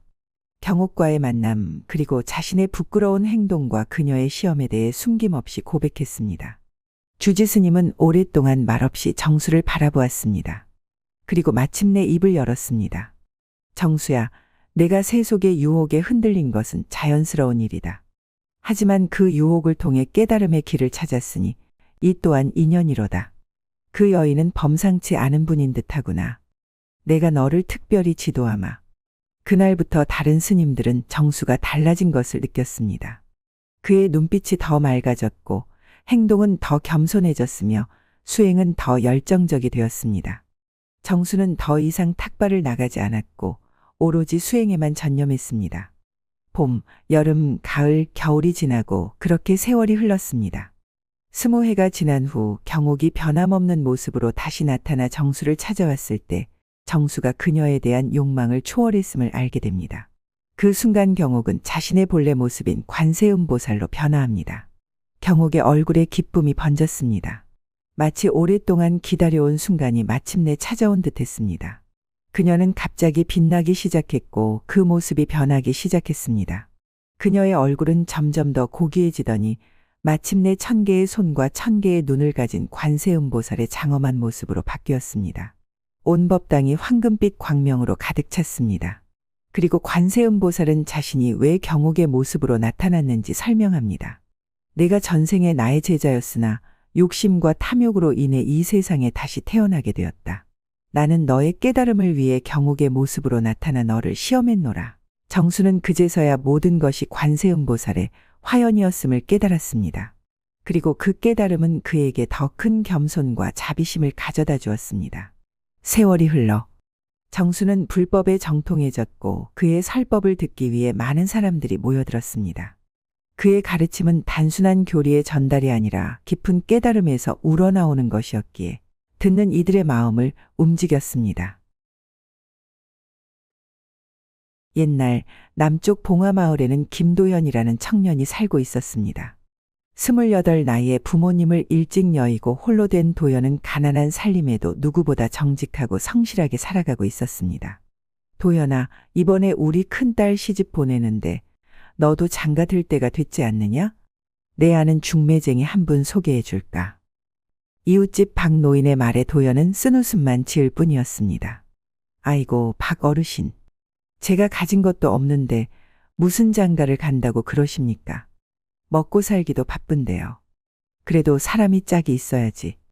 나이 30 코앞인데 이대로 홀로 늙을 셈이냐? 때가 되면 좋은 인연 만나겠죠. 제 처지에 서두를 것 없습니다. 그날 밤 도연은 잠을 이루지 못했습니다. 창밖에서 들려오는 바람소리와 함께 그의 마음도 흔들리고 있었습니다. 사실 도연의 마음 한구석에는 가정을 꾸리고 싶은 소망이 있었습니다. 하지만 가난한 처지에 누구를 만나 평생을 함께하자고 할 수 있을까 하는 생각에 망설임이 컸습니다. 도연은 답답한 마음에 한 잔의 술을 마시고 뒷산으로 산책을 나갔습니다. 달빛이 은은하게 비치는 밤, 그는 문득 앞쪽에서 움직이는 인형을 발견했습니다. 자세히 보니 여승의 모습이었습니다. 이 깊은 밤에 여승이 홀로 다니다니. 호기심이 생긴 도연은 여승의 뒤를 조용히 따라갔습니다. 여승은 숲속으로 들어가더니 숨겨진 작은 암자로 향했습니다. 도연이 암자 근처에 다가갔을 때 그는 충격적인 광경을 목격했습니다. 암자 안에는 여승과 한 남자가 있었습니다. 그런데 놀랍게도 여승은 갑자기 비수를 꺼내 남자의 가슴을 찔렀습니다. 남자는 비명을 지르며 쓰러졌고 여승은 차갑게 웃으며 남자의 주머니에서 돈주머니를 꺼냈습니다. 내가 내게 한 짓을 생각하면 이 정도로는 부족하지. 하지만 이제 자유롭게 살 수 있겠구나. 도연은 그 자리에서 꼼짝할 수 없었습니다. 우연히 살인 현장을 목격한 것입니다. 그러나 그의 발밑에서 나뭇가지가 부러지며 소리가 났고 여승은 즉시 밖을 향해 경계의 눈빛을 보냈습니다. 누구냐, 나오너라. 도연은 숨을 수 없다는 것을 깨닫고 천천히 모습을 드러냈습니다. 여승은 날카로운 눈빛으로 도연을 바라보았습니다. 내가 다 보았느냐? 저는 그저 지나가는 길이었을 뿐입니다. 아무것도 보지 못했습니다. 거짓말 마라. 내 눈에 모든 것이 담겨 있다. 여승은 비수를 들고 도연에게 다가왔습니다. 도연은 뒤로 물러나며 말했습니다. 스님, 살인은 큰 죄입니다. 관아에 가서 자수하시는 게 어떻겠습니까? 자수? 그럼 내 목숨은 어찌 되겠느냐? 나는 살고 싶다. 내가 방해만 하지 않는다면. 도연은 위험을 느끼고 재빨리 주변에 있던 나뭇가지를 집어들었습니다. 여승이 비수를 휘두르자 도연은 간신히 피하며 나뭇가지로 여승의 손을 쳤고 비수가 땅에 떨어졌습니다. 도연은 재빨리 비수를 집어들고 여승을 향해 겨누었습니다. 더 이상 움직이지 마십시오. 제발 진정하시고 무슨 일이 있었는지 말씀해 주십시오. 여승은 잠시 도연을 노려보다가 한숨을 내쉬었습니다. 그녀의 표정이 갑자기 부드러워졌습니다. 그대는 착한 눈을 가졌구나. 내 이야기를 들어주겠느냐? 도연은 경계심을 늦추지 않으며 고개를 끄덕였습니다. 여승은 천천히 자리에 앉아 이야기를 시작했습니다. 내 이름은 홍매화라고 합니다. 나는 원래 여승이 아니었소. 평양 감사의 집에서 친모로 일하던 여인이었죠. 매화의 이야기는 도연의 마음을 흔들어 놓았습니다. 그녀는 평양 감사 이석현의 집에서 일하던 중 그의 아들 이태준에게 욕보임을 당했다고 했습니다. 이태준은 매화를 범한 후 자신의 악행이 드러날까 두려워 매화를 노비로 팔아넘기려 했습니다. 매화는 필사적으로 도망쳤고 암자에 숨어 여승의 옷을 입고 지내게 되었습니다. 오늘 죽인 저 자는 이태준의 하인 강복만이요.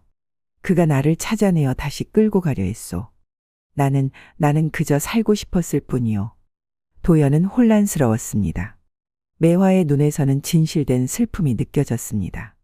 하지만 그녀가 방금 살인을 저질렀다는 사실도 변하지 않았습니다. 당신의 사연은 안타깝습니다만 그래도 사람을 죽였으니 그럼 나를 관아에 넘기겠소. 그렇게 되면 나는 고문을 당하고 결국 죽게 될 거요. 내가 이태준과 맞선다면 어떻겠소? 평양 감사의 집안과 맞서 이길 수 있을 것 같소. 도연은 말문이 막혔습니다. 매화의 말에는 일리가 있었습니다. 조선의 법이 항상 공정하지는 않았고 권력 앞에서는 힘을 잃는 경우가 많았습니다. 나를 풀어주시오. 내가 가진 돈은 모두 당신에게 드리겠소. 이제 나는 멀리 떠나 새 삶을 살고 싶을 뿐이요. 매화가 말을 마치자마자 갑자기 그녀의 옷이 흐트러지며 어깨가 드러났습니다. 달빛 아래 그녀의 하얀 피부가 빛났고 도연은 당황하여 고개를 돌렸습니다. 왜 돌아서시오? 내 모습이 그리 보기 싫소. 그게 아니라 그렇게 하시면 안 됩니다. 당신은 정말 특이한 사람이구려. 대부분의 남자들은 이런 상황에서. 도연은 얼굴이 붉어졌습니다. 매화는 옷을 바로 잡으며 미소를 지었습니다. 당신이 나를 놓아준다면 나는 당신에게 영원히 감사할 것이오. 어쩌면 당신의 아내가 될 수도 있소. 도연은 매화의 제안에 흔들렸습니다.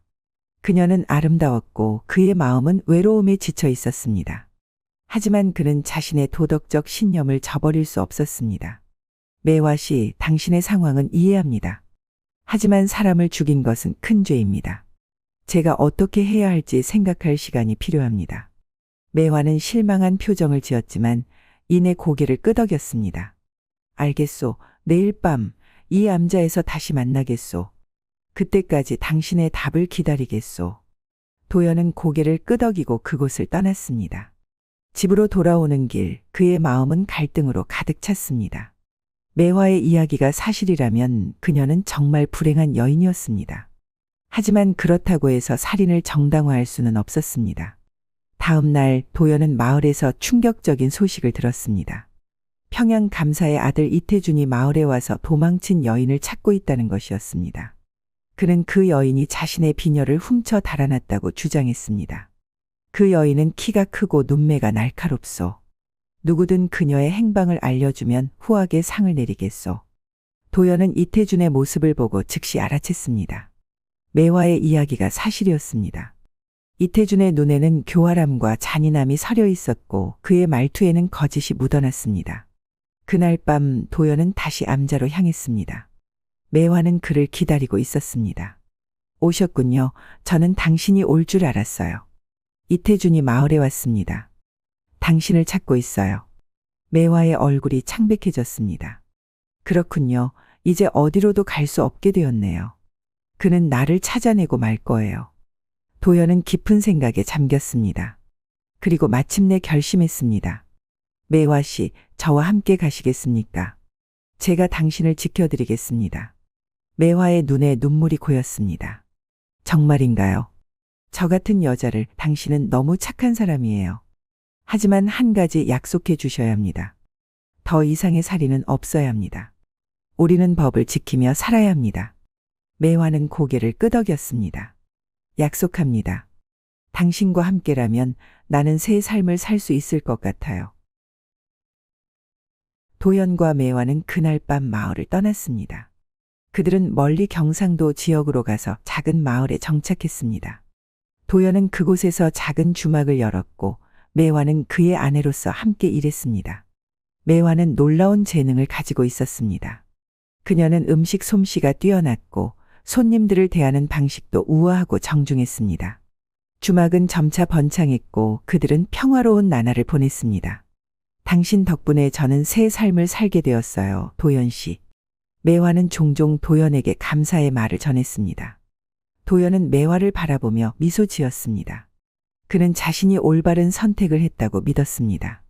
그러나 평화로운 나날은 오래가지 않았습니다. 어느 날 한 나그네가 주막에 들어왔습니다. 그는 매화를 보자마자 놀란 표정을 지었습니다. 혹시 평양에서 오신 분 아니십니까? 매화의 얼굴이 창백해졌습니다. 나그네는 계속해서 말했습니다. 맞습니다. 당신은 평양 감사댁에서 일하던. 매화는 즉시 그를 주방으로 불러들였습니다.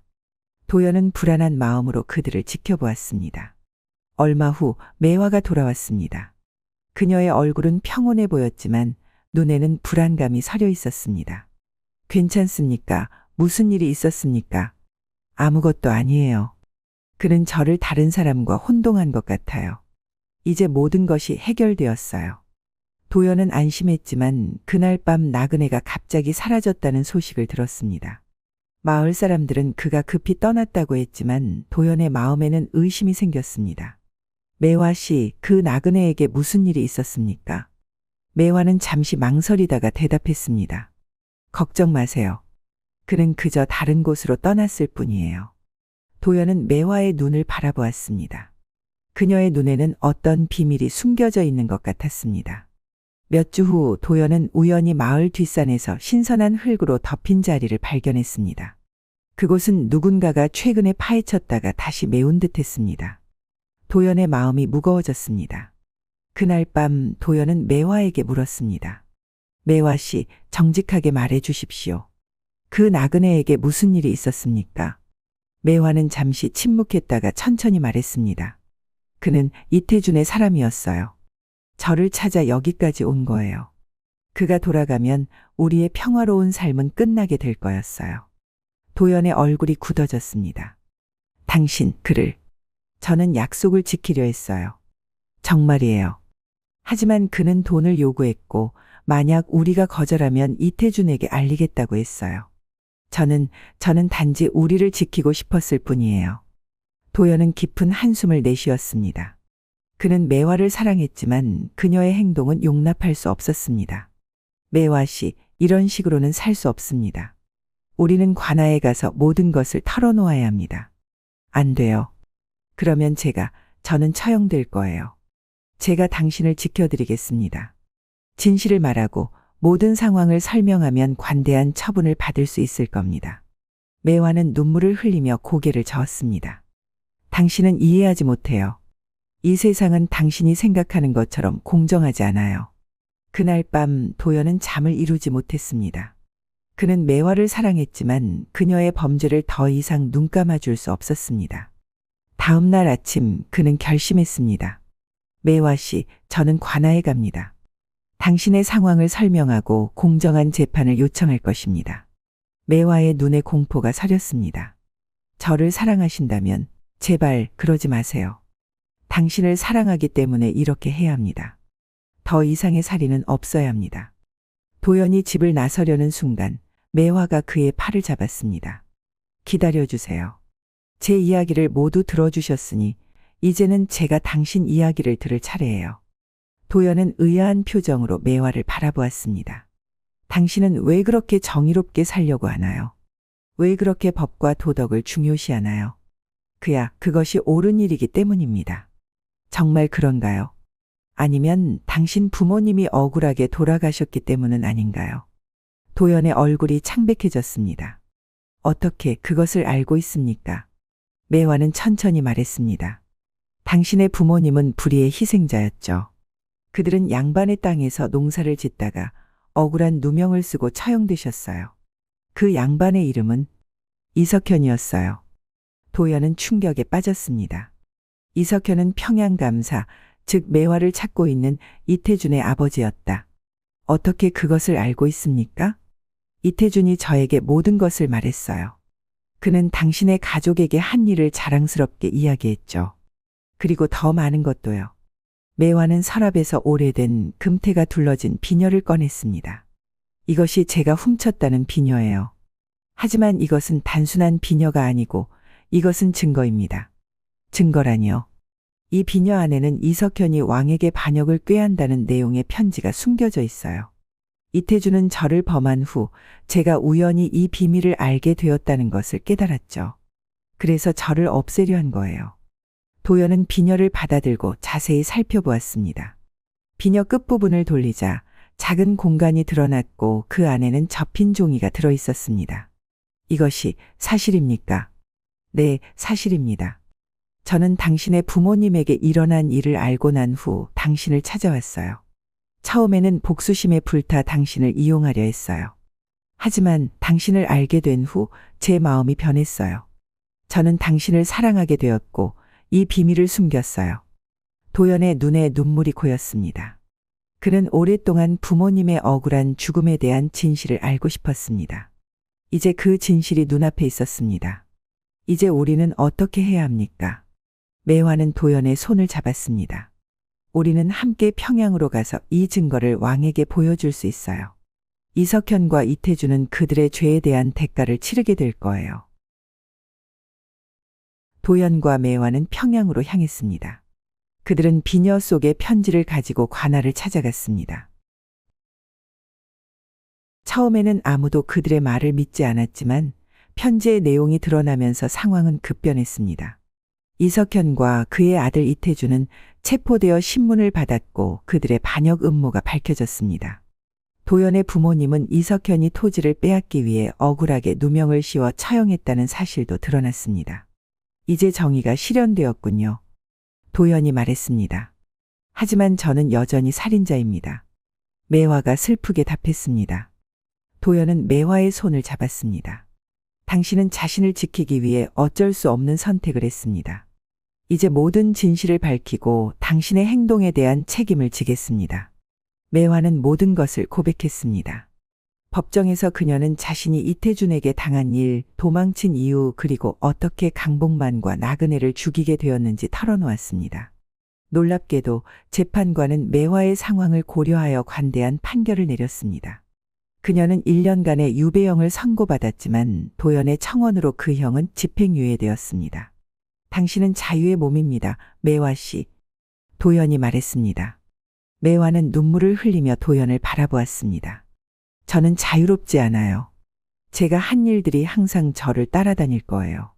우리는 함께 그 짐을 나눠질 것입니다. 이제 우리는 새로운 시작을 할 수 있습니다. 도연과 매화는 고향인 남원으로 돌아왔습니다. 그들은 작은 주막을 열고 새로운 삶을 시작했습니다. 처음에는 마을 사람들이 의심의 눈초리로 그들을 바라보았지만 시간이 지나면서 그들의 성실함과 선함에 감동받았습니다. 매화는 자신의 과거를 회개하며 마을의 가난한 아이들을 돕는 일에 헌신했습니다. 도연은 공정한 거래와 정직한 사업으로 주막을 번창시켰습니다. 우리가 이렇게 평화롭게 살 수 있을 줄은 몰랐어요. 매화가 말했습니다. 진실이 항상 승리하는 법이죠. 도연이 대답했습니다. 그리고 그들의 삶은 진실과 용서 속에서 평화롭게 마무리되었습니다. 도연과 매화는 제주도의 아름다운 자연 속에서 여생을 보내며 그들의 이야기는 섬 사람들 사이에서 오랫동안 전해 내려갔습니다. 옛 이모 영상을 빠르게 만나보시려면 가운데 동그라미를 클릭하여 구독을 눌러주세요. 새로운 영상이 올라오면 알림이 옵니다. 다음 동영상과 추천 영상도 재미있으니 많은 시청 바랍니다. 감사합니다.